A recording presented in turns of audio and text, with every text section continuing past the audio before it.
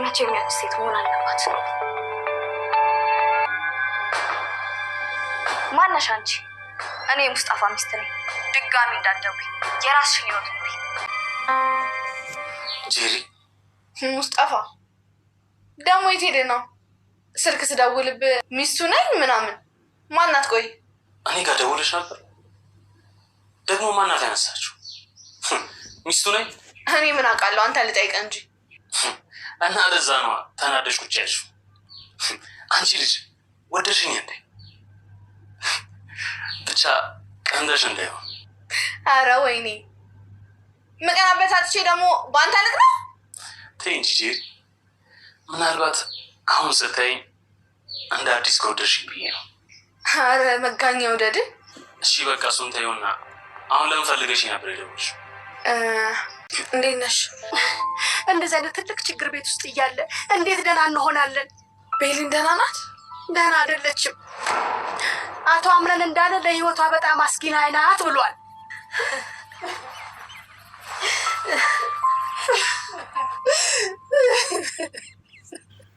ሲፈን እንግዲህ የሙስጠፋ ሚስት ነኝ በማለት በቅናት ወደ ደወለችው ሴት እየተናገረ ትገኛለች። ጄሪ እንግዲህ ወደ ሙስጠፋ ስልክ ላይ ደውላ ነበረ። ይሄኔ ግን የመሰለቻት ጄሪ ሳትሆን የሙስጠፋ ፍቅረኛ የተባለችው ነች በማለት ሙስጠፋ ባለትዳር ነው፣ እኔ ሚስቱ ነኝ፣ አንቺ ማነሽ? ከዚህ በኋላ እዚህ ስልክ ላይ እንዳትደውይ በማለት እንግዲህ ተናግራለች። ሙስጠፋ ጄሪ እንግዲህ በሰማችው ነገር ግራ ተጋብታለች። ያነሳችው ሲፈን መሆኑንም አላጣራችም፣ ምክንያቱም አልገመተችም ማለት ነው። እንዴ ሚስቱ ነኝ ማናት ሚስቱ እያለች በጣም ግራ ተጋብታለች። ሙስጠፋ እንግዲህ እዛ ጋ እያደረገው እየተወነው ያለው ሲፈንን ለማናደድ እሷን ለማስቀናት እያደረገው ድርጊት በጣም ሄዶለታል ማለት ነው፣ ተሳክቶለታል። ሲፈን እንግዲህ ግልጽ አርጋ ባትናገርም እንኳን ከፍቅረኛ ጋር እያወራው ነኝ ሲል እኔስ ነበረ ስትለው የነበረው ፍቅረኛ ናት ሲል እንዴ እኔስ ነበረ እያለች ያለችው እና የሆነ ግልጽ አርጋ ባታወጣምና ባትናገርም እንግዲህ የእሷ እንዲሆን ትፈልጋለች ማለት ነው ሲፈን። ሙስጠፋ ደግሞ በራሱ መንገድ እሷን ለማስቀናት ብዙ ነገሮችን እያደረገ ይገኛል። እሷን በራሷ መንገድ ነው የምትጓዘው። ተንኮሎችን ስትሰራ፣ ወንጀል ስትሰራ ሳታማክረው በራሷ መንገድ እየሄደች ነው የምትገኘው አሁን ላይ ማለት ነው። አንዳንዴ እንግዲህ ነገሮችን በግልጽ አለማውራት፣ ድብቅነት በጣም ዋጋ ያስከፍላል ማለት ነው። ጄሪ እንግዲህ የምታማክረው ሰው ፈልጋ ነበረ ወደ ሙስጠፋ ጋር የደወለችው። ምክንያቱም በጣም ግራ ገብቷት ነበረ። ቤሊንን እንግዲህ እንደምናውቀው የወረወረቻት እሷ ናት። ሙስጠፋን ባማክረው ምናልባት እኮ የሆነ ነገር ሊለኝ ይችል ይሆናል ነበረ ብላ የደወለችው። ግን የሰማችው ነገር ያው ሚስቱ ነኝ የሚለው ነገር እሷንም አስደንግጧታል ማለት ነው። ሶኒያ እንግዲህ ጎሽሜን በድንገት ስላየችው እሷም በቅናት ሳትነግረኝ ነው ወይ የምትመጣው በማለት እንግዲህ በቅናት እሷም እየተንጨረጨረች ትገኛለች ማለት ነው። ሰላም ጤና ይስጥልኝ ውድና የተከበራችሁ የቻናሌ ቤተሰቦች እንዴት አላችሁ? በያላችሁበት የዓለም ዳርቻ ሰላማችሁ ይብዛ። ለዚህ ቻናል አዲስ ከሆናችሁ ሰብስክራይብ፣ ላይክ፣ ሼር እያደረጋችሁ ቤተሰብ እንድትሆኑ በአክብሮት ጋብዛለሁ። ተወዳጅና አስተማሪ የሆነውን ድራማ ወደ እናንተ ይዤላችሁ መጥቻለሁ። በዚህ ክፍል እንግዲህ አዳዲስ ነገሮችን አይተንበታል ማለት ነው። የብሌን የጤና ሁኔታ እጅጉን አሳሳቢ ነው። ብሌን እንግዲህ ጄሪ በቅናት ተነሳስታ ከባድ ጉዳት አድርሳባታለች። ከደረጃ ላይ ነው እየወረወረቻት።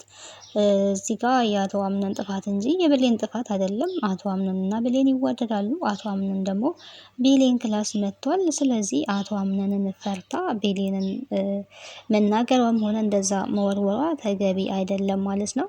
መናገር ካለባትም ያው ባሏን ነው መናገር ያለባት ብዬ አስባለሁ። አቶ አምነን ደግሞ ያው እንደማይወዳት እንደማይፈልጋት እና ብሌንን ብቻ እንደሚፈልግ እሱንም ታውቃለች ጄሪ እና በእልህ ነው እንግዲህ አሁን ላይ እዛ ቤት ውስጥ ያለችው። ተያይዛ ተመርጬ ደግሞ ለምን እኔ አልተወደድኩኝም የሚል ስሜት ውስጥ ነው ያለችው። እንግዲህ መዋደድ ሁለት ሰዎች ልብ ለልብ የሚግባቡት መግባባት እንጂ በጥቅም ላይ የተመሰረተ ወይ ደግሞ የሆነ በካልኩሌት የሚመጣ ነገር አይደለም ፍቅር። ቤሌንና አቶ አምነን ይዋደዳሉ። እነሱ ጋር ያለው ደግሞ ትክክለኛ የሆነ ፍቅር ነው። ጄሪ ጋር ያለው ደግሞ ጥቅም ላይ የተመሰረተ ፍቅር እንጂ እውነተኛ ፍቅር አይደለም። አምነንም ቢሆን እንግዲህ እሷን አይወዳትም። ልቡና አእምሮ እንግዲህ ተለያይቶበት አሁን ላይ ልቤ የሚለኝን ነገር ነው እያደረግኩ ያለሁት ነበር ሲላት የነበረው ቤሊንንም እና ጄሪ ብትመጣስ ነው ያለችው። ወደ ክላሷ የመጣ እንግዲህ ከእሷ ጋር ተቃቅፎ ቁጭ ብሎ ነበረ።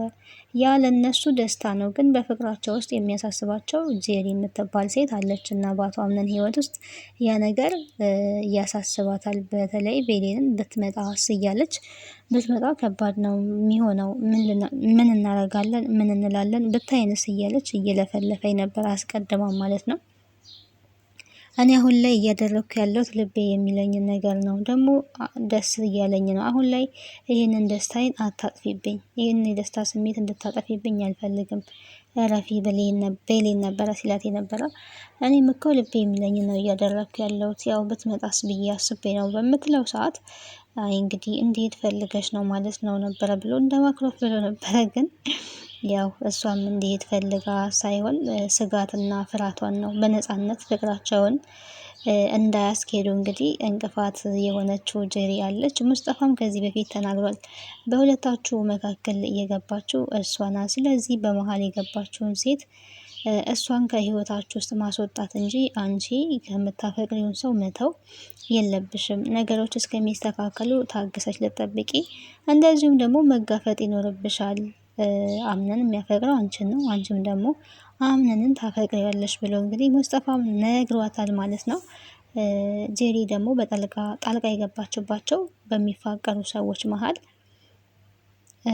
እና እሷ ናት። በእርግጥ እሷም ተመርጣ ነው፣ ግን ደግሞ አቶ አምነን እዛ ጋር የመረጠው በእልህ ተነሳስቶ እንጂ የእውነት አፍቅሯትና ወዷት አይደለም። ህይወት ግን ይገርማል። አንዳንዴ የምንኖረው ህይወት ሌላ፣ የምንመኘው ህይወት ሌላ። ሰው የተመኘውና የፈለገውን አይኖርም በእርግጥና ግራ የሚያጋባ ነው አንዳንድ ጊዜ ማለት ነው። ግን ጄሪ በሰራችው ስራ ዞሮ ዞሮ ተጸጽታለች ማለት ነው። በጣም ነው የተጸጸተችው። የሆነ ነገር ብትሆን ነፍሰ ገዳይ ነው የምትባለው። ደግሞም ይናገባታል። ራሷም ደግሞ እየተናገረች ነው። እሷ ከመናገሯ አስቀድማ ግን ሲፈን ጠርጥራታለች ማለት ነው። ይህንን ነገር ከአንቺ ውጭ ሊያደርግ የሚችል ማንም የለም። ቤሌን አስተዋይ ሴት ናት። ዝም ብላ ያለ ምክንያት ከደረጃ ላይ ልትወድቅ አትችልም። የሆነ ነገርማ አድርገሻል። ይሄ ሁሉ ሰው ሲጮህ፣ ይሄ ሁሉ ሰው እንደዚህ ሲንጫጫ ክላስ ተቀምጬ አልሰማውም ማለትና ጫጫታው ካለፈ በኋላ ከክላስ መውጣት ራሱ ምን የሚሉት ነው ብላ እንግዲህ ጠርጥራታለች ማለት ነው። ሲፈን ጥርጣሬዋ ደግሞ ልክ ነው። በዛ ላይ ደንግጣለች፣ ያስታውቅባታል። በጣም ተረብሻለች። ውስጧ በቃ ቅይር ብሏል። ደንግጠሻል፣ ተረብሸሻል፣ ምን ሆነሻል? ደህና አይደለሽም ስትላትም አዎ ውስጤ ተረብሿል። አይ ደህና ነኝ።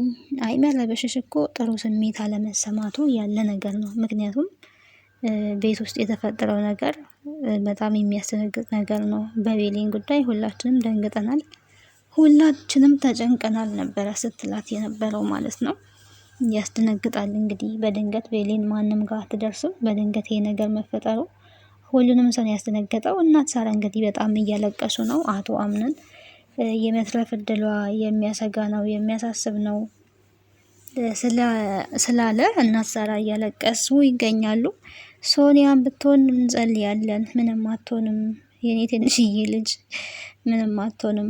ራስን ለማረጋጋት እንደዚህ አሉ ተብሎ የሚሆን ነገር አይደለም። ልትረጋጊ ይገባል፣ ምንም አትሆንም እያሉ ይገባል። ያው ቤሌን እንግዲህ ደህና ሆና እንደምትወጣ እኛም ተስፋ እናደርጋለን። ጄሪ እንግዲህ ያው ይቅርታ ለመጠየቅ አስቀድማ ተጸጽታ ጠብቃለች። ይሄንንም ደግሞ ከጎሽሜ ጋር አውርታለች ማለት ነው። እንደው ይቅርታ ታደርግልኝ የሆነ በጣም ትልቅ ስህተት ነው የሰራሁት፣ ተጸጽቻለሁ፣ ማድረግ አልነበረብኝም እንደዚህ እያለች እንግዲህ በጣም ተጸጽታለች። ለሙስጠፋ ነበር መጀመሪያ ልታማክር የፈለገችው፣ ግን ስታስበው ሙስጠፋ ሲመጣ የት ሄደክ ነው ዛሬ ደግሞ ስልክ ስደውልልህ አታነሳም። ጭራሽ ሌላ ሴት አንስታ ሚስቱ ነኝ ምናምን የምትል ሴት አንስታ ነበረ እያለችው ነው የምትገኘው። እና ደውለሽ ነበረ ፈልገሽኝ ነበረ ጭራሽ ማን ነው ስልኬን የነሳው ሚስቱ ነኝ እና ቀንተሽ ነው ተናደሽ ነው አንቺ ልጅ ግን እየወደሽኝ ነው ወደሽኝ ነው ነበረ ሲላት የነበረው። እኔ እንዴት ባንተ ቀናለው ደግሞ ሊቀና አንተ ማን ስለሆንክ ነው የምቀናው ብላለች። እና ያው ማወቅ የፈለገችው ነገር አለ እሷም ማለት ነው ከሙስጠፋ ጋር የድሮ ፍቅሯ ያገረሸበት ምናልባት ካገረሸባት ብሎ አስቦ ነው። የእሷን ማንነት በደንብ አድርጎ ያውቃል ምን አይነት ሴት እንደሆነች እንግዲህ አብሯት ብዙ ጊዜ ስለቆየ በደንብ ጠንቅቆ ያውቃል። እና የሆነ ነገር ላማክር ነበረ በቃ እሱን ተውኔ ባንተ ቀናለው እኔ ለምንድን ነው የምቀናው መጋኛ ይውደድ ብለዋል። መጋኛ ይውደድ ተብሏል ማለት ነው። እና ከእሱ ጋር መማከር የፈለገችውን ጉዳዩን ጭንቀቷን ትታዋለች። ንገሪኝ ምንድነው ደግሞ ምን አድርገሽ ይሆን ደግሞ ምን አጥፍተሽ ይሆን መቼስ ጥፋት አያጣሽም ነው እያላት የነበረው እሱ ራሱና ከዛ ግን ወደ እናት ዛህራ ጋር ሄዳን እናት ዛህራ እና ሶኒያ ቁጭ ብለው በሚያወሩበት እንግዲህ ሶኒያ እንዴት አደርሽ ምን አዲስ ነገር አለ ቤሌን እንዴት ናት ነው ስትል የነበረው። ቤሌንን የሚመስለች ልጅ እንደዚህ ሆና እንዴት ደህና እንሆናለን ምን ደህና መሆን አለ ብለሽ ነው አቶ አምነን የተናገረው ዜና ብሌን ያለችበት ሁኔታ በጣም አሳሳቢ ነው ብሏልና በጣም የሚያሰጋና የሚያሳስብ ነገር ነው ብላ እንግዲህ ተናግራለች። በዛ ሰዓትም በጣም ነው የደነገጠችው በቃ ውስጧ እየፈራ እየደነገጠ ነው። ይሄን ማድረግ አልነበረብኝም እጂ ምን ሆኜ ነው ምን ሆኜ ነው እንደዚህ ጨካኝ የሆንኩት ምን አይነት ሰው የሆንኩኝ ነው ብላ እንግዲህ ከራሷ ጋር አንዳንድ ጊዜ ሳያስቡ በንዴት የሚደረጉ ድርጊቶች ዋጋ ያስከፍላሉ ማለት ነው። እና እሷም እንደዚህ በዚህ እንግዲህ እየተጸጸተች ትገኛለች።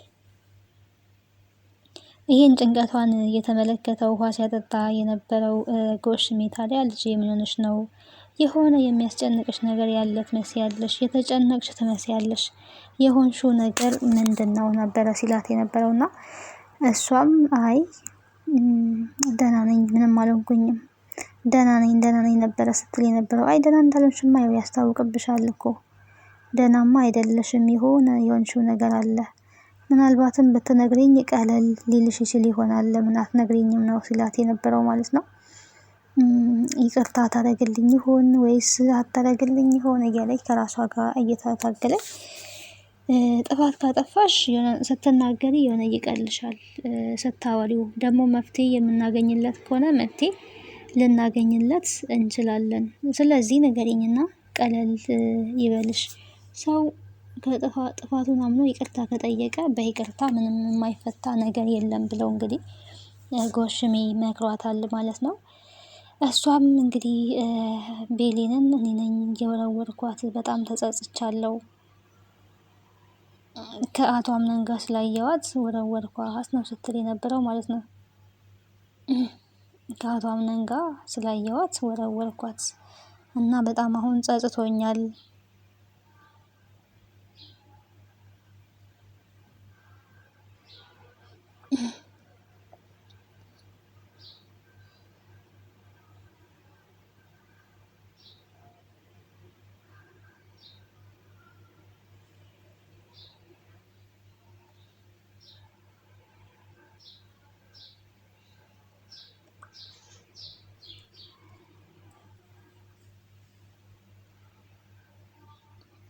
ግን ጎሽም ይሄንን በሰማ ሰዓት ታዲያ በጣም እንደነገጠው ለምን እንደዚህ ያደረግሽ እሷ እኮ አስተዋይ ሴት ናት አስተዋይ ልጅ ናት ይሄንን ማድረግ አልነበረብሽም በጣም ትልቅ ጥፋት ነው ያጠፋሽው አሁን ለማንኛውም እሷ ድና ትምጣ ተሽሏት ትምጣ እንጂ ይቅርታ ትጠይቂያታለሽ ይቅርታም ደግሞ ታደርግልሻለች እሷ አስተዋይ ልጅ ናት በማለት እንግዲህ መልሰውላታልና ግን እንደዚህ በማድረጓ ተቃውሟታል።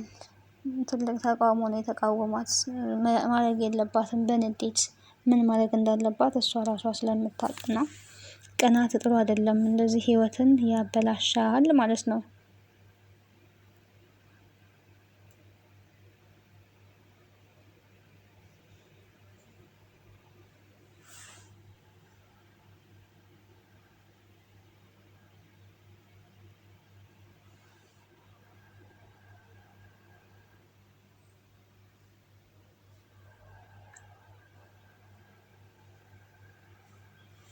ደህና እንደምትመለስ እንግዲህ ተስፋ እናደርጋለን።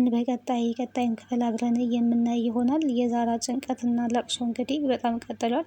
ልጄ ደህና የምትሆን አይመስለኝም፣ ልጄ በሰላም የምትመጣ አትመስለኝም፣ ፊቷ ደም በደም ሆኗል። ሙስጠፋም እንግዲህ ቤሌን በጣም እንደተጎዳች እየተናገረን ነበረ። በጣም አሳዝኗታል ማለት ነው። ስልኬን አንስተሽ ነበር ወይ ምናምን እያለ ሲጠይቃትም ያው ክዳለሽ አምጥታለች ማለት ነው። ሲፈን ውዝግብ ውስጥ ነው ያለችው አሁን ላይ። በቃ የሆነ ቦታ ሄጄ እመጣለሁ ሲል የልቴን ነው እንዲነግራት ትፈልጋለች። እሱ ደግሞ ለእሷ መናገር አይፈልግም። አንድ ቤት ውስጥ ነው እንግዲህ አለመግባባት ችለዋል እነሱም ማለት ነው በመሀላቸው። ሲፈን በምትፈልገው መንገድ ሙስጠፋ እየሄደላት አይደለም። እሱም ደግሞ እሷ እንደምትፈልገው እየሆነላት አይደለም። እየተግባቡ አይደሉም ማለት ነው።